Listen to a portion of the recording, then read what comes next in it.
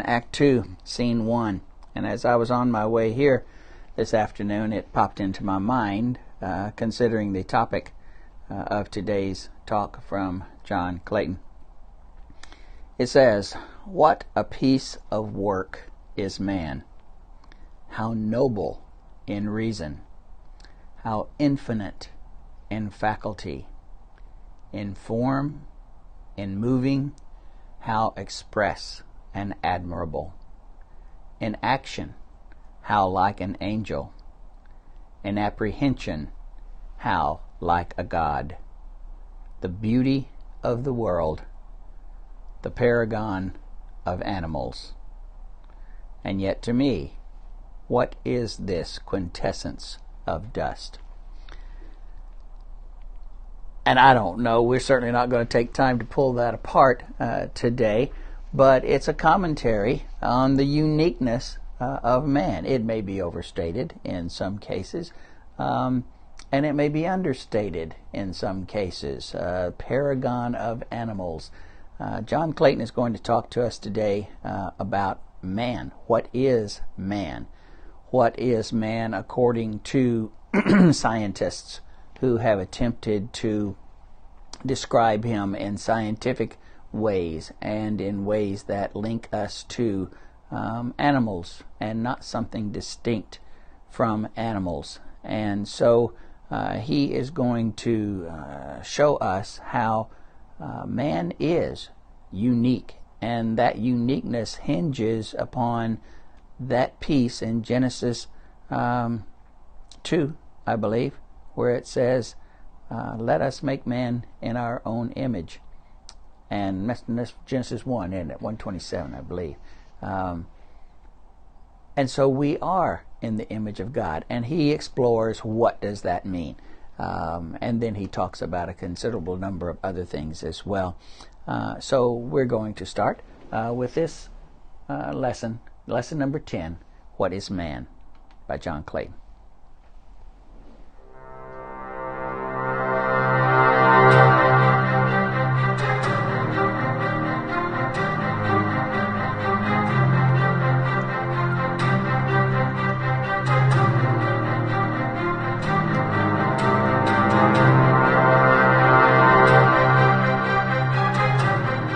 Welcome to program number 10 in our video series on the existence of God. We've made an argument for the existence of God which did not involve the Bible. We have looked at what properties God needs to have. Not only the concept of his capacity to design and to intelligently put together the creation around us and create us as well, but also the concept that God has to be outside of space and time, that his nature has to be beyond the three-dimensional world or the four-dimensional world that we experience. But how then are we created in God's image? I can come back to the point that God is not a Caucasian, blue-eyed, white-haired, old man in the sky. That model is a human model. It's inconsistent with the Bible. It's inconsistent with common sense. God is a spirit. So how are we created in the image of God? Because the Bible says we are. God created man in his own image. In the image of God created he him, male and female created he them. One of the unique things about the biblical account is that man and woman are stated as being of equal value, of equal nature. So what does that mean? Let me point out to you one thing it clearly does not mean. Here is a picture which has been created in my image. And here is another picture that has been created in my image. Both pictures were created in my image. So what's true of the pictures? Yeah, I know. My kids tell me, yeah, well, they're double ugly for one thing. Well, all right. That's not the point of discussion here. The point is they are identical, aren't they? They look alike. And that's pretty obviously what it means to say that something is the image of something else. It looks like the thing it's in the image of. Now think. think. If we are created in the image of God, if I am created in the image of God, and if you are created in the image of God, then what should be true of you and me? Yeah, we'd be identical twins, wouldn't we? But you don't look like me. You're not bald and fat and ugly. Why not? And I know you're thinking of someone you know who is bald and fat and ugly besides me. But the point is, we are not identical twins. So clearly that cannot be what the Bible is attempting to convey to us. We don't physically look like God because God is not a physical being, because we would be identical twins if we were, and because it reduces the concept of God to a totally anthropomorphic concept, to a totally human concept. So how then are we created in the image of God? Here's a little chart of the different words in the Bible that are translated God. We've made reference to this occasionally, although we really haven't discussed it to the depth we are right now. The point is, first of all, that each of these words conveys some particular aspect of God's being. Elohim was used by the Hebrews when they were talking about the power of God, the strength of God, the majesty of God. When they were talking about God's promises, then Yahweh was used. If they're talking about the ruler aspect of God, and particularly when it's talking about God's sovereign rule in a political sense, then the word Adonai is used. And you can see in the chart the number of times that it's used and the places where you can look at it and see in the Genesis record itself. The point I want to make in this discussion is that the word Elohim is used exclusively in the first chapter of Genesis. And it is a plural word. Now there's a singular word for God, El, but it's not used until you get clear over to the 14th chapter. Elohim is used exclusively in the first chapter of Genesis, and it conveys a particular aspect of God's power, God's strength, God's majesty. Now I might add here that Yahweh is used in the second chapter, but what is involved in the second chapter is not the creative process as much as the relationship of man and woman. If you'll notice verse 24, therefore shall a man leave his father and mother and cleave unto his wife, and they shall become one flesh. The statement is a promise of God for the relationship of man and woman. So a different word is used. And I would suggest to you it's not because there were different authors for chapter 1 and chapter 2, as some of the documentary hypothesis advocates have maintained.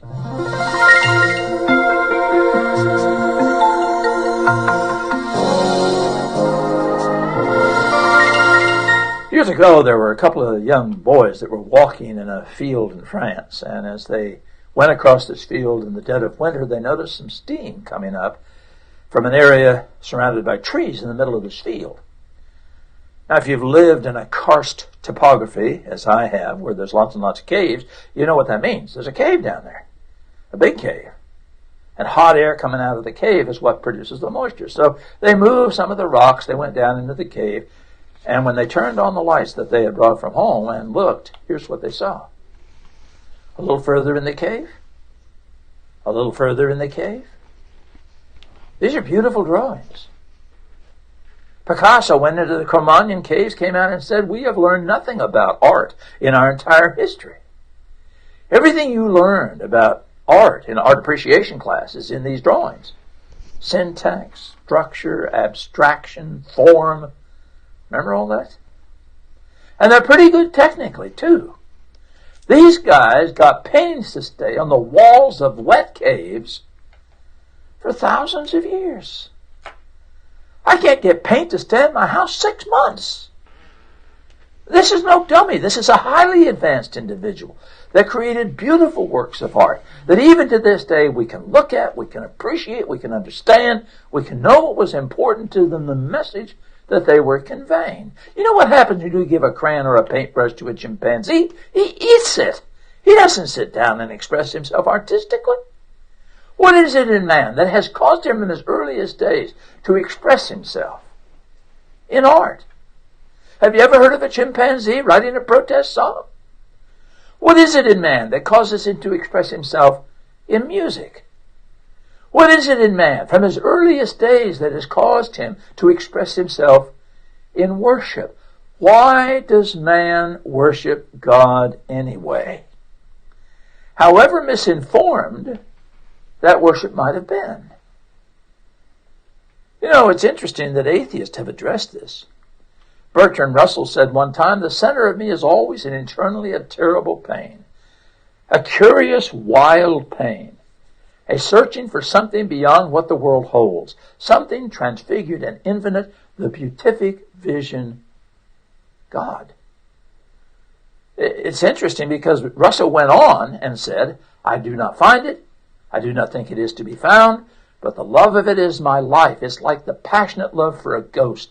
It fills every passion I have. It is the actual spring of life in me." Well, I suggest to you he didn't find it because he didn't look for it. He was not open to the concept. He viewed it as being something like a ghost. The next discussion is, well, then where does this come from? Somebody says, well, that's because we're so smart. It's a brain thing. And there's even been discussion recently about whether there's a section of the brain that causes us to worship, and you would wonder why that wasn't at least in part present in other higher forms of life that have very big brains. But I can prove to you it's not a function of intelligence. Meet my son Tim when he was 3 years old. My son Tim is a mentally challenged adult these days. When Tim was born, he was pronounced a normal newborn. But we have come to understand not too long after his birth that he was victimized by a number of things which caused him to not only be mentally challenged, but to have a number of physical problems as well. Tim has never scored better than a 52 on an IQ test. And IQ tests are all over the board, but those that are verbally linked, he scores in the 50s. Those that are not based upon verbal cognizance areas, he's in the 40s. So he doesn't have a lot of intelligence, is the point. But you know what? If you visit our home and if you eat a meal with us, you'll find Tim leading us in prayer. He's always been the most spiritual of my 3 children and has gone far beyond anything that we might have passed on to him since he left our home and began living on his own. You give Tim a crayon and a piece of paper, he'll draw a beautiful picture. Here's a picture Tim drew when he was about 16 years old. Now, that is not too hot for a 16-year-old kid, but I think you can make out the flowers. I think you can make out the apple tree. I think you can make out the rabbit right there near the apple tree. And then off to the upper right, the neighbor's cat. Hopefully not to scale, but I think you can recognize it. Now let me give you a little comparison. There's a gorilla at Stanford University by the name of Coco. Coco has mastered the sign language of the deaf. There have been a number of articles that have suggested that Coco's IQ on a human scale runs in the 90s, around 95. He seems to average on various IQ tests. So he's a very intelligent animal. Does he demonstrate the capacities about which we are talking? And there has been a rather concerted effort to maintain that he does. Is Coco an artist? Interesting experiment was done here by his trainer. His trainer asked him to draw a picture. And what she did was she put a canvas up in front of him. She hit it with a paintbrush for a few minutes, and then she handed the gorilla a yellow paintbrush, and the gorilla copied what he had seen her do, and he marked the canvas a couple of times with a yellow paintbrush. When he finished that, she pointed to the screen and signed banana to the gorilla in the sign language of the deaf. The gorilla signed banana back.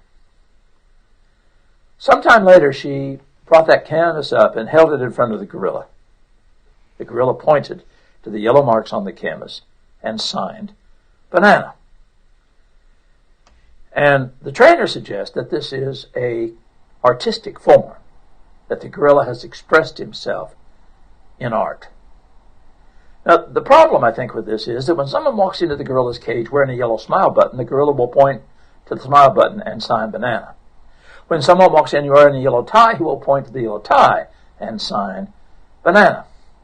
National Geographic had an article about a yellow kitten that was presented to the gorilla as something it could love.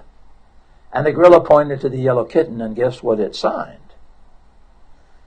I was doing a youth rally some years ago, and one young man in the back jumped up and yelled, "Lunch!" No, not lunch. Banana. And I suggest to you that the gorilla is doing a very solid demonstration here of good old-fashioned Pavlovian conditioning. He has been conditioned to recognize and associate yellow with banana. This is not artistic form. Thorndike has shown that experiments done with chimpanzees and the amount of time that was involved in the chimpanzees actually going through that training, if applied to pigeons, the pigeons with the same amount of training could do the same sort of thing. I suggest to you that there is no evidence that the human capacity to express in art, to express in music, to worship God, to feel guilt, to be sympathetic, none of the things about which we are talking are a function of intelligence. Intelligent animals do not do the things about which I am talking. Many mentally challenged adults, humans, do. And you say, well, what's this guilt thing? Well, let me give you an example of this. Let's suppose that you get home after work someday and you find that your dog has chewed up your favorite pair of slippers. And you roll up a newspaper and you bring it up ready to whack the dog with it, and you are confronted with this. Now, what's going on here? Is this dog overwhelmed with some compelling sense of guilt? I suggest to you he's learned you don't hit him so hard if he looks pathetic enough. That's a conditioned response. Your dog doesn't feel guilty when he bites the postman. He doesn't have any sympathy for the cat he runs up a tree next door for the 35th time.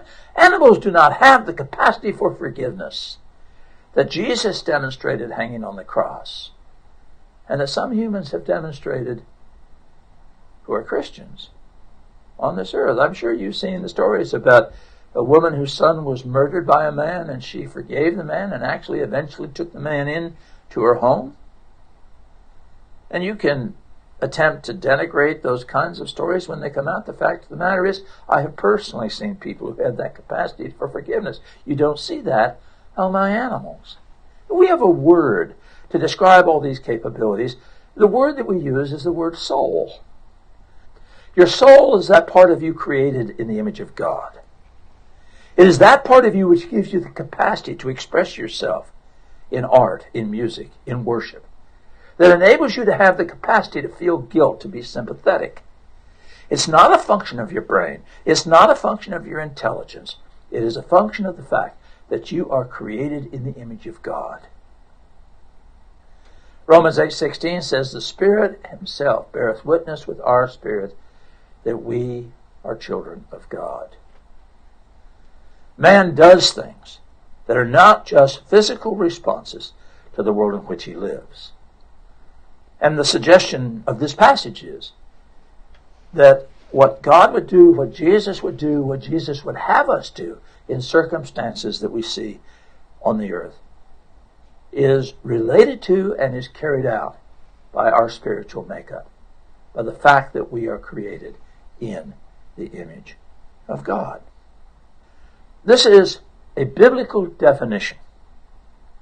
There are other definitions out there. If you take a course in physical anthropology, and I'm going to use a rather famous mural here that was put out by Time Life many years ago. I use this not because it is something that scientists would suggest is still the understanding, not because it contains valid scientific evidence, but because the media has picked it up and used it in so many illustrations. Well, what's interesting is that the criteria that was used in this material, and I think you would see in most modern discussions of this subject, is a list of characteristics like this. Man is defined as an animal, and then the characteristics are given as properties. One of those things would be the size of the brain. One of those things would be the sagittal crest. You'll notice in this skull there's a ridge on the top of the skull.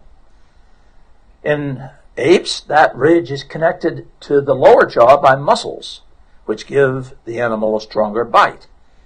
Man does not depend upon that kind of strength in the lower jaw, therefore there is no sagittal crest, no ridge on the top of the skull. We can talk about the opening into the brain through the skull. In the case of man, it's in the bottom of the skull, geometrically centered on the skull. So my head sits on the two axes of my body, as you can see. So I don't need a big neck muscle back there to hold my head up. Now, in a dog, that's not the case. In a dog, the skull is out in front of the spinal column. So if my fist represents the skull, the spinal column comes in this way, and the opening into the skull is back here, not on the bottom. That hump on the neck of the German Shepherd before he tears your leg off is that muscle there to hold up the skull because of the position of the foramen magnum. Now, if you look at the skull of an ape, and you can see that in the upper right-hand corner of these three skulls, notice the foramen magnum is not as much in the center as the human skull on the bottom is, and it's not as far back as the dog's. So that individual would have a knuckle walking capacity. It would travel on his hind legs and on his knuckles. So an anthropologist might be digging in Africa someplace. He finds a skull. He flips it over. He looks at the foramen magnum. Where the foramen magnum is would determine whether the specimen would be classified as man or not. If it's geometrically in the center of the skull, aha, this is man. If it's somewhere else, you can say a lot of things, but you can't say it's man, because for it to be man, it has to be erect, and to be erect, the foramen magnum has to be in the center of the skull. Now, these are physical characteristics. Physical characteristics. You could talk about the shape of the upper jaw. Is it C-shaped, like a human, V-shaped, like a monkey, or box-shaped, like an ape? What about the tooth pattern?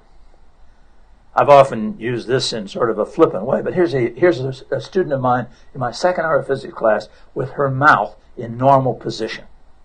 Yeah, I know. Sexist remark and so forth, but it's a good discussion regardless of who you put on there. Just a question of who you want to bite on. The point is there's a 2-1-2-3 tooth pattern in the structure.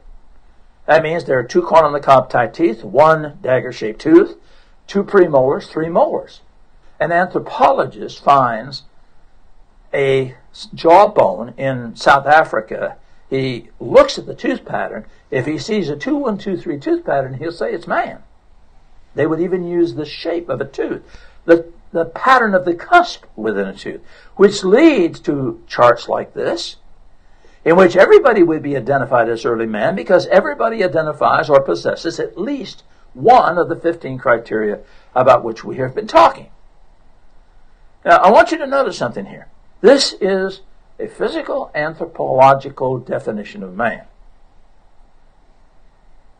There are other definitions of man. Someone interested in cultural anthropology would use a different definition of man. There was a time when the ability to make tools was used to define man, and then they discovered that chimpanzees could take pointed sticks and fish ants out of holes in trees. They found birds that would drop the eggs of other birds to get at what was inside. So you had to either change your definition of man or you had to invite all animals to the United Nations. And the point is that the definition is a physical definition. The biblical definition that says that man is created in the image of God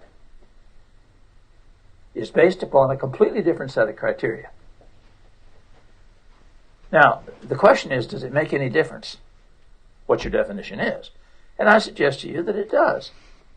If you accept this definition, man is that animal, and then give a set of physical characteristics. If your view of man is that man's past is totally an animal past, that the only thing that separates you from your dog are the mutations that have occurred in your ancestors and how the environment has worked on those mutations, then as Carl Sagan said so eloquently shortly before he died, we are nothing special. And ladies and gentlemen, if we are nothing special, then I submit to you everything Adolf Hitler did perhaps makes sense. If all we are is a naked ape, if the only thing that distinguishes you from your dog are the mutations that have occurred in your ancestors and how the environment has worked on those mutations, then let's kill off everybody that's not super beautiful. Let's kill off everybody that's not super handsome. Let's kill off everybody that has too much hair on their head. Okay, but you get the point. And let's build the super race.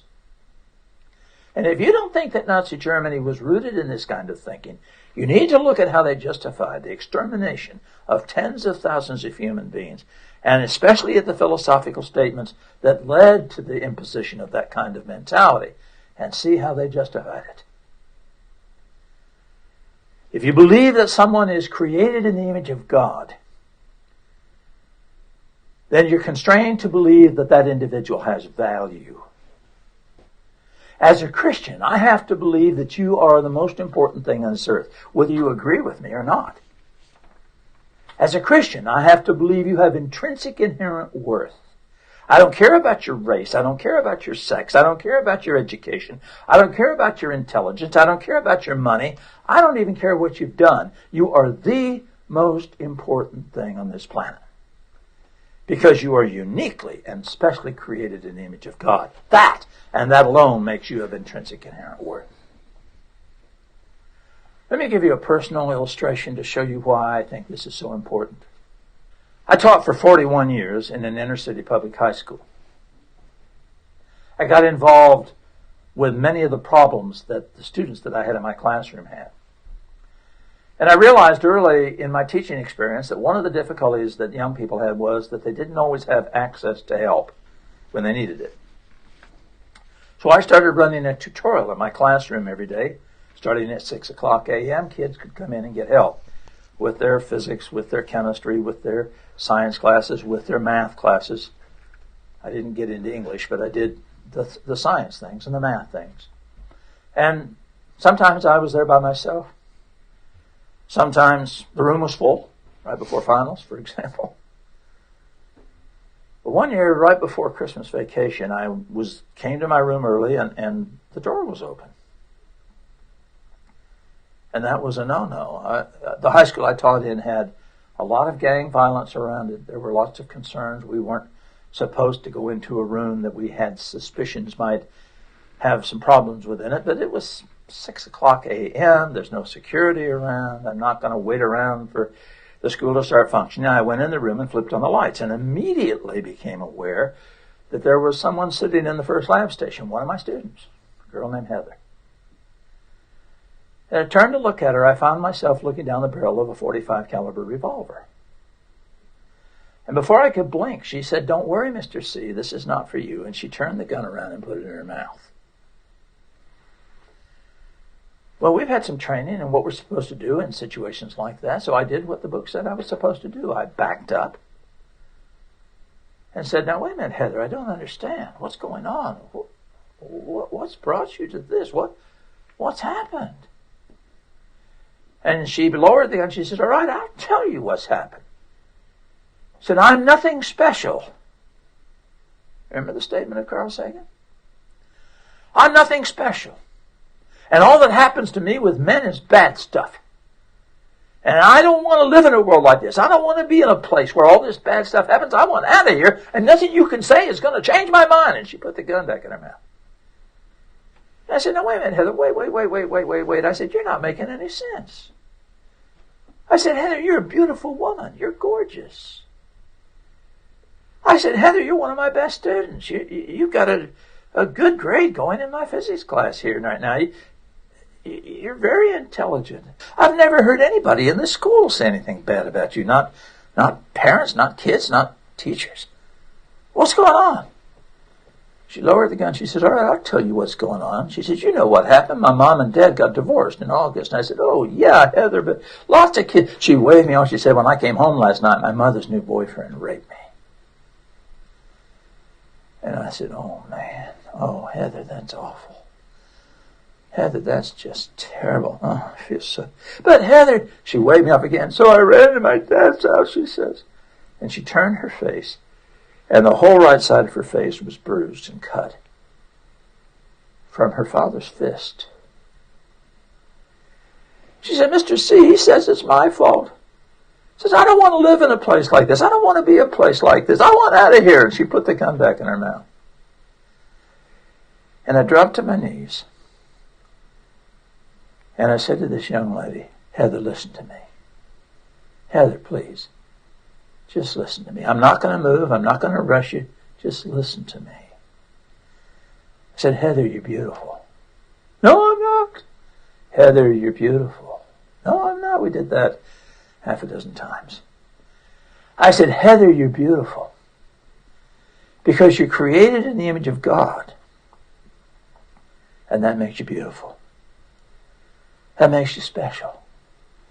I said, Heather, you have an eternal soul that can live forever. And nobody can do anything to you to take that away from you.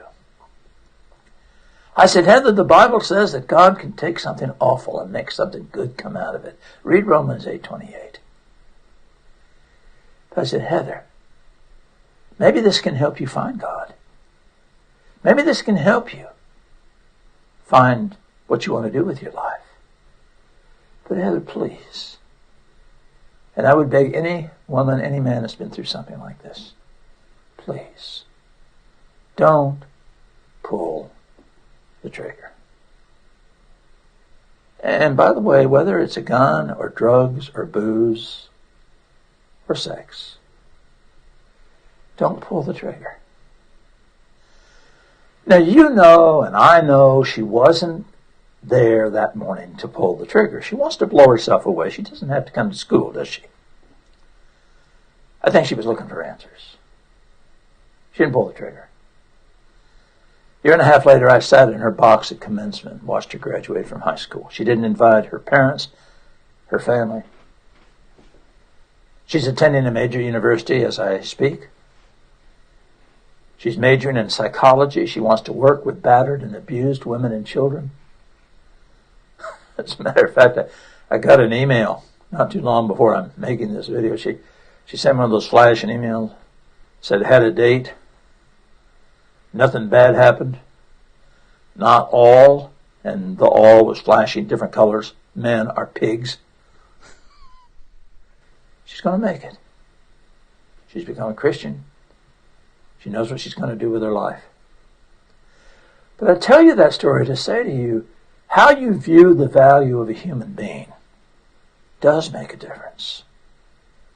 It does matter what we understand man to be. And I submit to you, you're not a naked ape. You're a human being, uniquely and specially created in the image of God. You have an eternal soul that can live forever and never die. Do you believe that? Are you really willing to believe that you're nothing more than a bunch of accidents, just an animal, like any other animal, of no more value than a cockroach or a mouse? Or do you believe that you are uniquely and specially created in the image of God with a purpose, with a reason? Our next presentation, we want to talk about what that reason, what that purpose might be.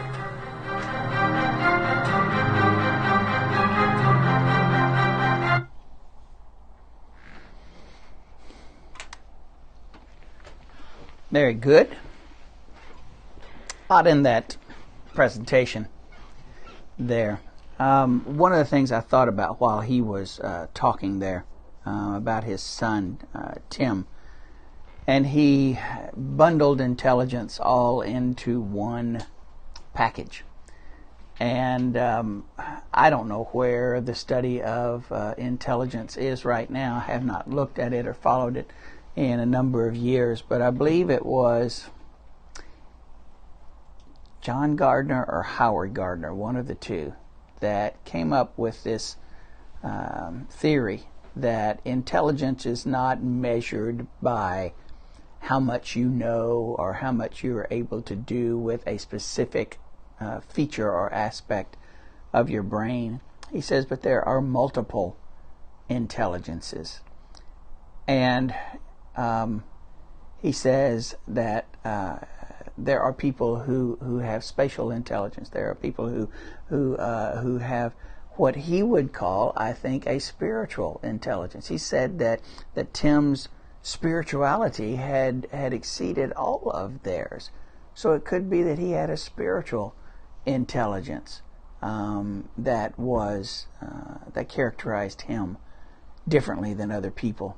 So, when people start talking about intelligence and smartness as indicated by various degrees or accomplishments or something, I always say there are all kinds of smarts, and not everybody possesses all kinds of smarts.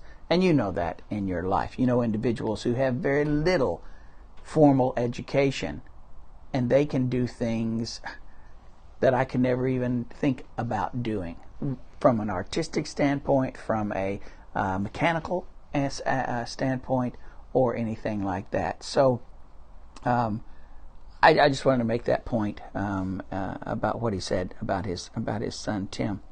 So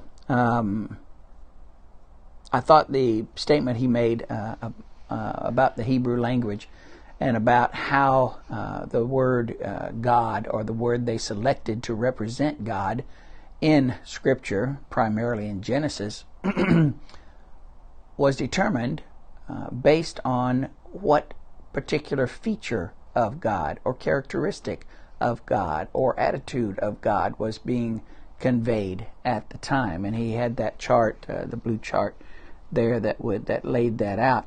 And it is amazing that as interesting and diverse and complex as our American or our English language is, some of the older languages have it all over us for clarity purposes, and we commonly pull out the word love. We have one word, love, and it can mean I love this, I love that. I love my family. I love food. There are different types of love that we bundle all into that one word, love. And I think in Greek, what is it, at least four different words for love that convey to the reader of the New Testament what particular type of love is being expressed at that point. And I don't mean to go into that. It's just interesting that we haven't learned. In fact, we have made our English language even more confusing.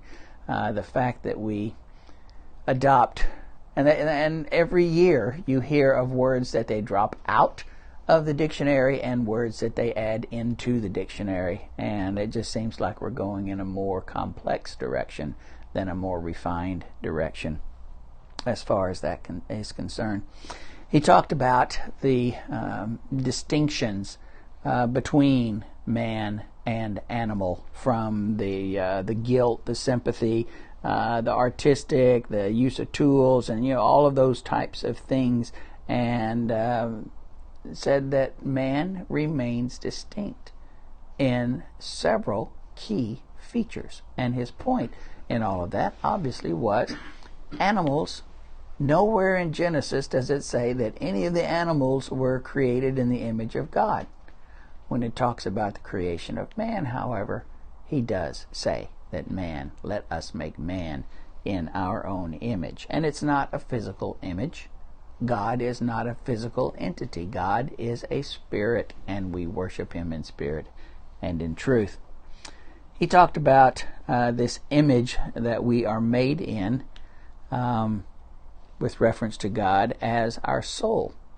And I have always thought that at least a portion of that is our capacity to seek what, I can't remember who it was that he said, was this constant, unachievable goal of seeking that which filled him. And I would say, and I think John Clayton would say, you're seeking God, and he is findable. You just haven't looked in the right places, or you are blinded by preconceived notions that will not allow you to see the truth. And our soul is that which is in us that allows us to seek a higher being. Seek an answer for why we are here. Seek something or someone to worship that I believe is part of the human condition, the human spirit, the human soul, if that's indeed what it is. He also pointed out let's see, 40 some years ago, 50 some years ago, how many ever years ago it was that I was in high school and first encountered those charts that appeared, as he said, in Time magazine, I believe, about the ascent of man, moving from a chimpanzee up through those multiple whatever they were, until you came to man. And I liked his statement that man is more than just actions that are. He is more than not just physical responses to living on the earth, mutations and circumstances that take him from one level of animal existence to the next, to the next, to the next. And he will talk, I believe he talks more about how flawed those theories are with evidence from science itself in later episodes. He talked about the definition of man and how we characterize man through various characteristics that man possesses, and that if we find a jawbone that has a 2, 1, 2, 3 pattern or whatever that is, that it's automatically a man as opposed to an animal, or if we find something else, it's automatically characterized as or cataloged as an animal as opposed to a man. He also talked about the physical and the cultural anthropology as well, making tools and that kind of argument. The Bible talks about the intrinsic value of man. Man has an inherent worth that is not found in animals because man has a soul. He talked about Heather, the experience that he had with Heather, and that he tried to convince her that she had value. And if there was anything that he drove home more than once, it was this notion of human beings have inherent value because they have souls and because they are created in the image of God. So, in my life, at one point, well, let me say this. I had been raised in a middle-class, white, Christian home, I and my brother. And our experiences tend to shape our worldview and how we view others and circumstances in life. And there is, I think, the natural tendency to think that, well, everyone thinks like I do, and everyone has had the same background that I have had, and so we all ought to be, on the same page. And when someone is not on the same page, there's something wrong with them. They're just trying to be jerks, or they're just trying to be different, or there's something maybe even, maybe mentally wrong with them. And I think I maintained those, at least generally, those attitudes up through a certain point in my life when three events came together at the same time.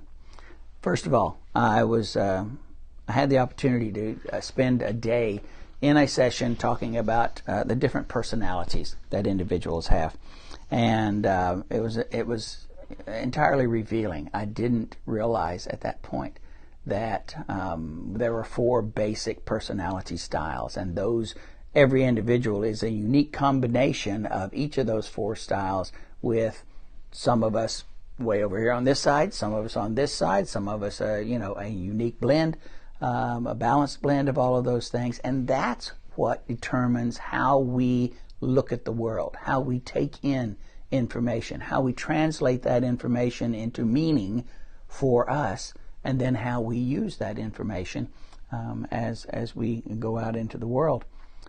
And I thought, well, isn't that interesting? The point that the person who was conducting it made was everyone is different, and that is good, because with our uniqueness, with our specific makeup that we have with our personality, we bring to the table things that maybe someone else doesn't. And her whole point was, if you are a leader, you might want to consider building whole brain teams rather than just those individuals who volunteer all the time. If you want to assign a committee to look at something over here in your organization, find out, first of all, what their personalities are, because each of them, if you can have a group to draw from, can contribute unique things to that process that'll make the outcome even better. I also had a student in one of my classes, one of my graduate classes, Mike Peterson, who was an assistant principal at a high school down outside of New Orleans. And we were talking about discipline. And I said, everyone knows what the rules are. If you make the rules clear, and they know that if they break the rules, this is going to be the punishment, then there shouldn't be any problem with administering that punishment. And he came up after class and he says, Dr. Keister, not everybody's like that. That doesn't work for everybody. And I said, why not? It's as logical as it can be. You can tell which half of my brain I live on. And he said, tell you a quick story. Came out of the high school, student sitting there, had been in detention, missed the late bus. And I said, hop in the car, I'll take you home. Go out in the country. He says, you can let me out here. And I said, no, I have to take you to your house. I can't let you out here in the middle of nowhere. So he drives down a little bit further down the road. He said, you can let me out here. And I said, there's not a house here. And he points down to a tent by a pond down at the bottom of the meadow there. And he says, that's my house. And he says, Dr. Keister, he said, people come from all sorts of backgrounds, and we can't expect them to have the same attitudes that we have toward rules and regulations, because their world doesn't have those. And then the third thing is, I ran across a story, and I'm going to, now it's on YouTube, and I'm going to have Chris turn this on and let you watch this. It's about judging others by their actions. And let's see if we can learn something from this. And then I'll come back and make some final conclusions.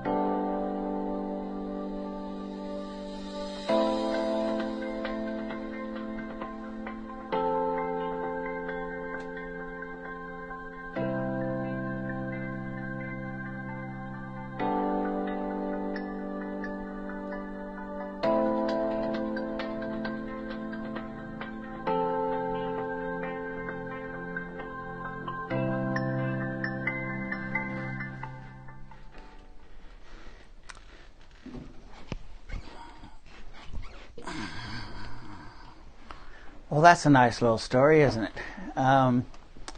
If the camera had been on me, you would have seen that I was staring at the wall because a while ago at the house when I went through that video, I teared up like you probably did.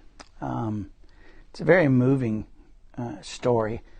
And if you go and check it out, some say that it was made up, and others say, no, it really happened. I don't know the truth of that. I don't care if it was made up. It illustrates a very important point. And that point, obviously, is that there are reasons why people behave the way they do. And we should, as fair, as non-judgmental people of God, conduct our lives in a fashion where we give people the benefit of the doubt.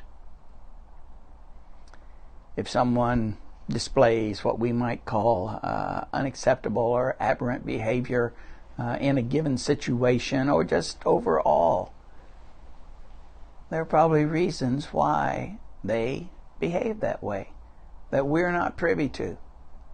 And for us to make judgments about their character or their judgment or their actions in some way without all of the facts puts us in a very untenable position of judging people, which is God's domain, without all the facts. True, on occasion we may misjudge someone by giving them too much credit. Maybe they were just being a jerk, or maybe they were just acting out when they should have controlled themselves or something like that. But I guarantee you that I would rather misjudge somebody in that direction than I would in the other direction. And when those three events occurred in my life, I said, I'm going to change. I've been in committee meetings where a faculty member or something is railing against a dean or a university president or something like that, and I will say, well, we don't have all the facts. Maybe they're this and maybe they're that. And I've had people say, Rick, quit making excuses for them. So be it.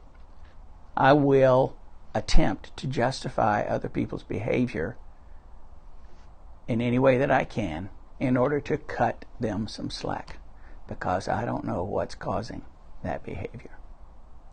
And I think if all of us did that, I think we would have better impressions of each of us as we go through this life. And like I say, if we give somebody too much credit, so be it. I don't want to be guilty of misjudging them in that other direction. Every person has value. Believe that. But more importantly, live that in your actions. That's all I have to say today.